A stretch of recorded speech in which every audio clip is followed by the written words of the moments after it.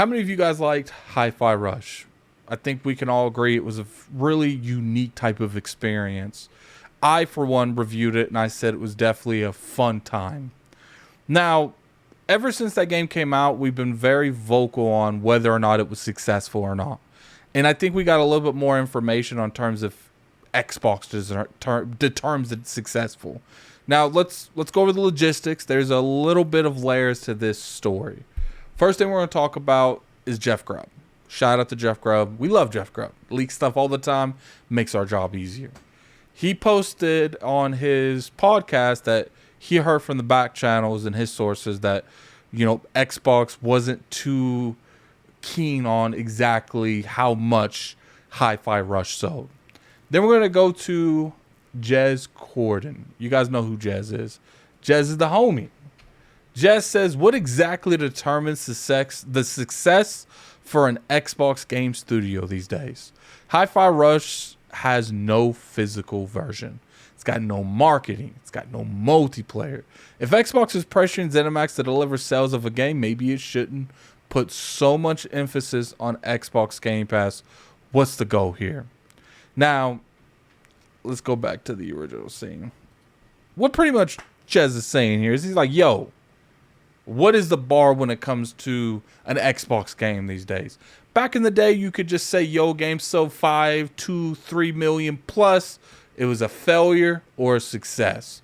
These days, it's not that easy because we know they're getting constant revenue through Game Pass. We know that they love vocalizing how much engagement that Game Pass had from a month-to-month basis.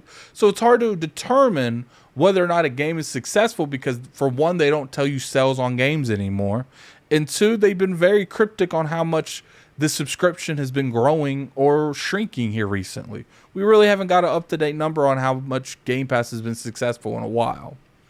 Okay, so then Aaron Greenberg came out and he commented on Jez's post. Let's read that. He said, Hi-Fi Rush was a breakout hit for us and our players and all key measurements and expectations. We couldn't be happier with what the team at Tango Game Studios has delivered with this surprise release. For those of you who know, Hi-Fi Rush was a day one drop. The day that they announced it, they dropped it. Doesn't happen often in the industry. It does happen, but not nearly as often as it could. So how do you really determine that? How do you determine if a game is going to do well when it had no marketing? And Hi-Fi Rush had no marketing besides word of mouth when the game dropped. Now, I know what you guys are thinking. That doesn't mean a whole lot. Aaron Greenberg, I do think to a point, he is, he's doing a little PR speak. Look, am I saying the game did horrible? No. I think the game definitely hit the numbers they wanted it to hit internally. Now, as far as what the executives want and what Microsoft wanted from them, that's up in the air. We don't know what that is. But what I will bring up to you guys is this. On whether or not Hi-Fi Rush was successful or not and Tango Game Works was successful or not, we have Hi-Fi Rush that came out and we have Ghostwire Tokyo that came out. Now let's look at this on Twitter.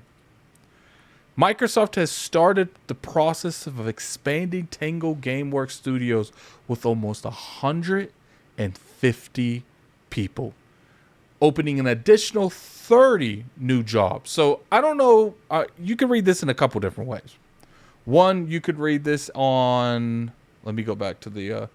You could read this. Do they have 150 people in there? Expanding 30, or do they have 120 they're expanding to 150, or are they expanding 150 with an additional 30? I don't know. I would say right now they have 120, they're expanding 30 new jobs. That's how I would take this tweet, but you guys can take the tweet however you want. I'll put it in the comment section below, the description below, so you can read it, read all the comments, read pretty much anything that we're going on over at this time. One thing I want to ask you guys is, if Hi-Fi Rush was a failure, would they funnel more money into Tango Gameworks? I personally feel like they wouldn't. I feel like it would be one of those things where it's not going to move the needle for Hi-Fi Rush, but I feel like expanding it, potentially 30 jobs to 150. I think it's 30 new jobs, but that's just me.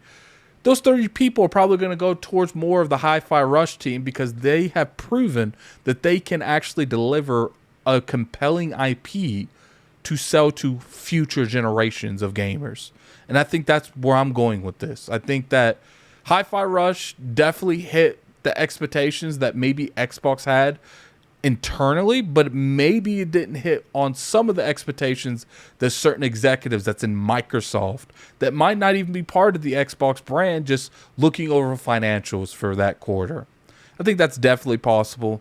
And I think the fact that they're expanding Tango GameWorks at all means that someone fought for them, or Microsoft and Xbox consider that enough to say, yo, maybe you didn't make as much as we wanted you to make in terms of Microsoft, not Xbox, but we can see mad potential and we're going to expand it. Or it could just be the game was mad successful and it got rewarded for that. It got more additional funding to get new people. Now, I think either one of these is good. It's not bad. You know, a new IP always struggles coming out the gate regardless. And I feel like for the majority of the part, everyone loved Hi-Fi Rush. And that's why I'm thinking a little bit more in the middle. You know, maybe a couple people in Microsoft wasn't exactly happy with the sales of Hi-Fi Rush because of financial reasons. But I think the majority of people was extremely satisfied with what Tango GameWorks did and the reviews it got, the love it got from the industry. I know a lot of people from the Nintendo Switch wanted that game to be on that platform. When you have people craving your game to come to your platform, you did something good in some way, shape, or form.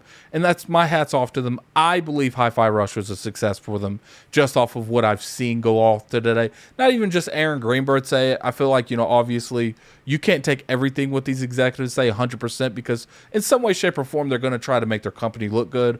But off of what we're seeing, the expansion to Tango, I'm 100% Hi-Fi Rush and Ghostwire Tokyo, to some degree Ghostwire, did enough to make them think that the studio is worth investing more money into.